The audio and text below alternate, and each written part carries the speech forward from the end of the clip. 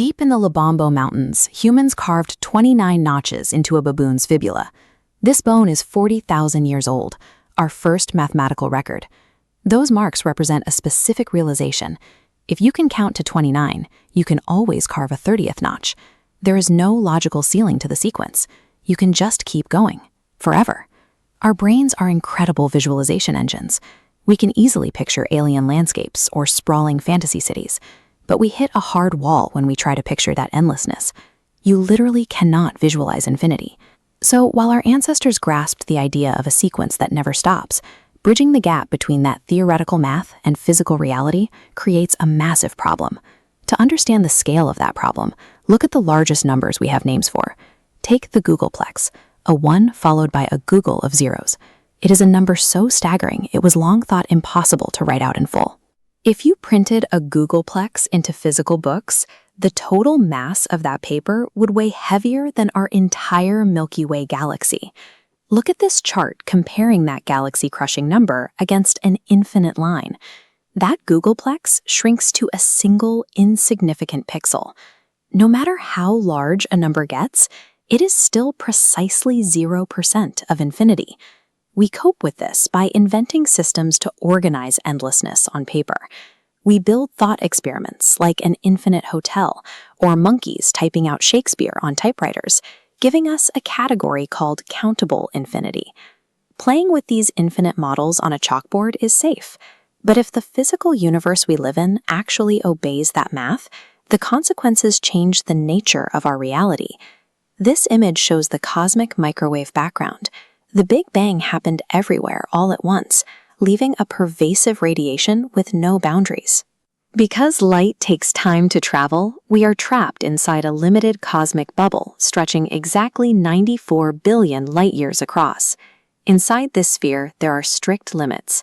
There is exactly a finite amount of energy and a finite amount of individual particles floating within it. When your ingredients are capped, the laws of permutation take over.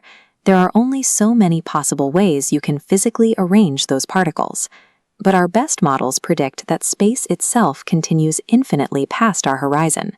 And if you place a limited set of particle arrangements into an infinite expanse of space, those arrangements are forced to eventually repeat.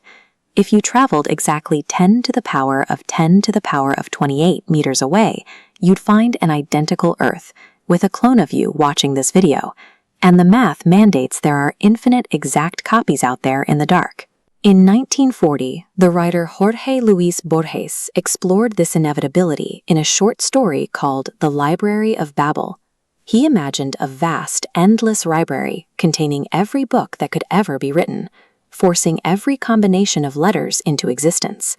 Inside those books, you would find the cure for cancer and an instruction manual for building a wormhole.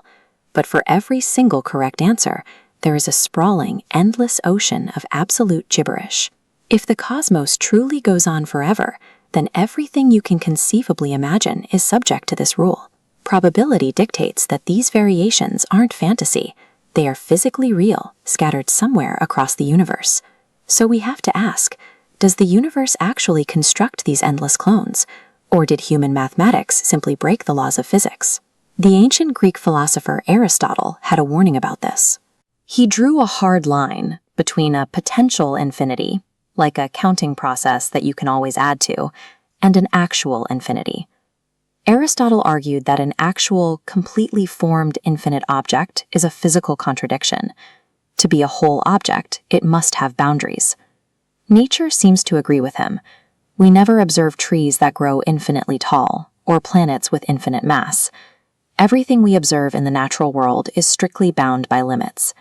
It suggests that actual infinity is a paradox our physical universe flatly refuses to manifest. There is exactly one place in nature where actual infinity is theorized to exist. When a massive star runs out of fuel and its core collapses, it creates a black hole.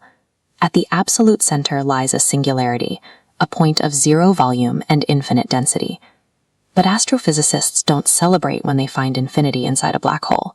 When that symbol appears in their equations, it is generally accepted that our current mathematical understanding of gravity and spacetime has completely failed. Ultimately, the universe holds its secrets. We still do not know if true, boundless endlessness physically exists anywhere out there in the dark. Even if physical infinity doesn't exist, we still created the tools to define it. We are a species living on a single, finite planet, yet we've built a language precise enough to describe things that might not even be possible. Our math reaches further than we ever will.